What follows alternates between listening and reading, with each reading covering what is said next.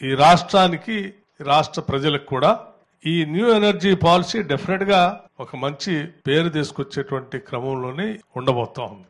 New energy పాలసీలో మేము మహిళలకి పిఎం కుసుమ్ కార్యక్రమంలో వచ్చినటువంటి స్కీమ్స్ లో 4000 మెగావాట్లకు సంబంధించి ఒక 1000 మెగావాట్స్ కి ఇప్పటికే సెల్ఫ్ హెల్ప్ గ్రూప్స్ కి ఎంఓ చేసినటువంటి విషయం కూడా మీకు తెలిసిందే.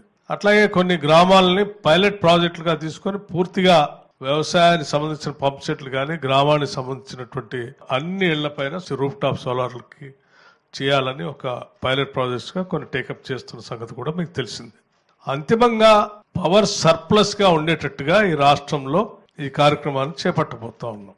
భవిష్యత్తులో వచ్చేటువంటి డిమాండ్ కూడా దృష్టిలో పెట్టుకొని దాని సరిపోయేంత పవరే కాకుండా ఇంకా అవసరం అయితే బయట రాష్ట్రాలకు కూడా ఈ రాష్ట్రం పవర్ ని అమ్మి కొంత లాభాలు గడించే స్థాయికి కూడా ఆ దిశలో కూడా ఈ రాష్ట్రాన్ని తీసుకొని పోవాలనే ఆలోచనతోనే ఓ మంచి పాలసీ తీసుకొని వస్తా ఉన్నాం. తప్పనిసరిగా మేము ఆశించిన మేరకు ఇవన్నీ జరిగితే రాష్ట్రం ఓ మంచి పవర్ సర్ప్లస్ స్టేట్ గా ఉండబోతుందని చెప్పడానికి కూడా నాకు ఎటువంటి సందేహం లేదు. మనం తీసుకుంటున్నటువంటి కొత్త నిర్ణయాల వల్ల కూడా పవర్ కన్జంప్షన్ డిమాండ్ కూడా పెరుగుతా ఉంది. ఉదాహరణకి ఫ్యూచర్ సిటీ కానీ, లేకపోతే ఫార్మా సిటీ కానీ, కనెక్టివిటీ మెట్రో రైలుకి సంబంధించినటువంటి యాక్టివిటీ కానీ, RRR ఇండస్ట్రియల్ క్లస్టర్స్ కానీ, వీటన్నిటి వల్ల కూడా భవిష్యత్తులో ఇంకా పవర్ కన్జంప్షన్ కూడా పెరిగేటువంటి అవకాశం ఉంది.